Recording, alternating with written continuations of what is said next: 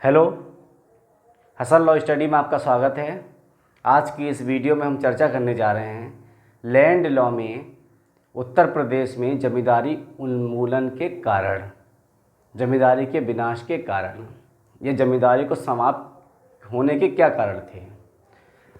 Land law में, land law Uttar Pradesh में जमींदारी उन्मूलन के कारण।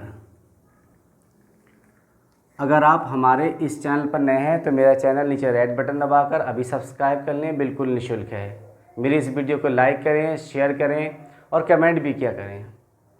देखिए, उत्तर प्रदेश जमींदारी विनाश एवं व्यवस्था अधिनियम 1950 के लागू होने के कई कारण थे। इस अधिनियम को लाने के कई कारण थे। आज़ादी से पहले उत्तर प्रदेश में जमींदारी प्रथा लागू थी, प्रचलित थी। राज्य में जो काश्तकार की सामाजिक आर्थिक स्थिति बहुत ही दयनीय थी, बहुत ही ख़राब थी। उत्पादन का औसत बहुत कम था, जितना उत्पादन होना चाहिए था उससे बहुत कम था। जमींदार अपनी जमींदारी भूमि मनमाने दामों पर काश्तकारों से लगान लेते थे, लगान पर उठा देते थे। बदले में लगान का बहुत भाग मालगुजारी के रूप में सरकार को देते थे। इसीलिए जो जमींदारी प्रथा थी, उस प्रथा को समाप्त किया जाना आवश्यक था। इसीलिए इसे समाप्त किया गया, इन कारणों की वजह से। अब विस्तार से देखिए इन कारणों को। कौन कौन से कारण थे। पहला कारण था कि जो आम किसान थे, आम किसानों को जमींदारों के शोषण से बचाना। देखिए, आम किसान जो था, आम किसानों को जमींदारों के शोषण से बचाना। सबसे ज़्यादा जो शोषण करते थे वो ज़मींदार ही करते थे, क्योंकि ज़मींदार आम किसानों से माल गुजारी ज़्यादा लेते थे। माल गुजारी जब ज़्यादा लेते थे तो आम किसान की जो आमदनी थी वो बहुत कम हो जाया करती थी। तो इसीलिए इस शोषण को बचाने के लिए सरकार ने इस अधिनियम को लागू किया। इस अधिनियम के लागू करने का कारण था, यह जमींदारी उन्मूलन का कारण था। दूसरा था किसानों की बदहाली। किसानों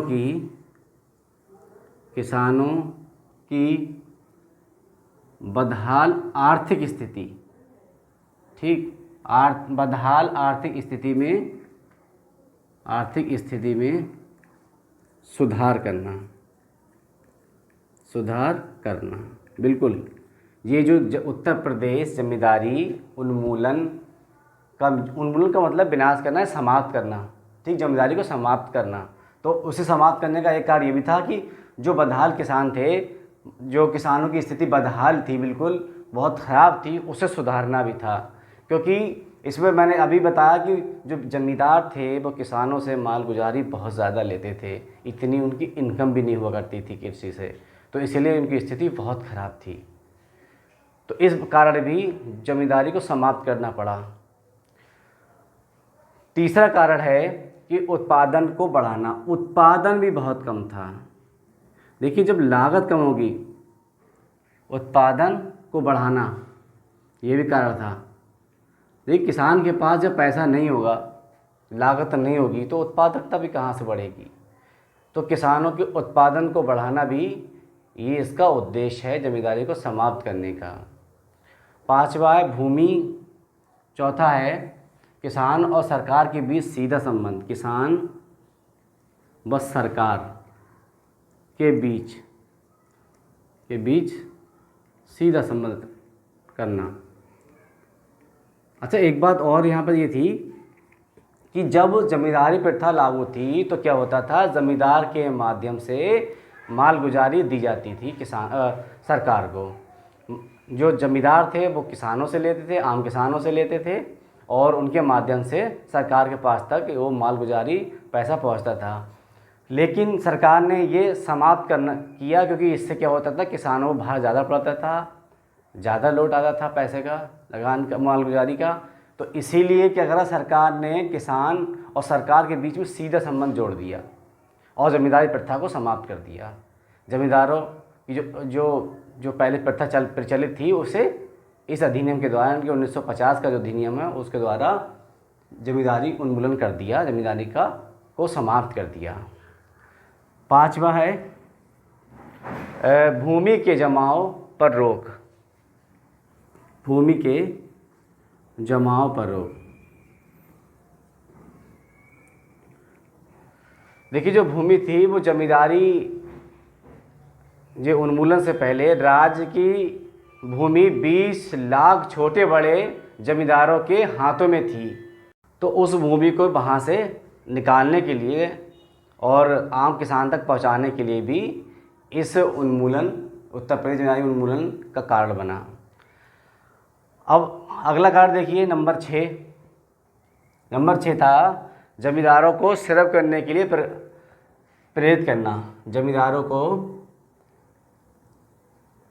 श्रम करने के लिए प्रेरित करना। वो जो जमींदार थे वो बिल्कुल मेहनत नहीं करते थे, तो उन्हें कार्य करने के लिए भी प्रेरित करना इस अधिनियम, इस उन्मूलन का कारण बना। इस उन्मूलन का कारण बना, इस जमींदारी को समाप्त करने का कारण बना।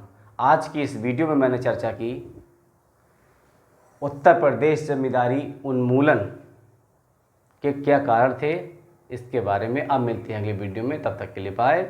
जुड़े रहिए हसन लॉ स्टडी के साथ।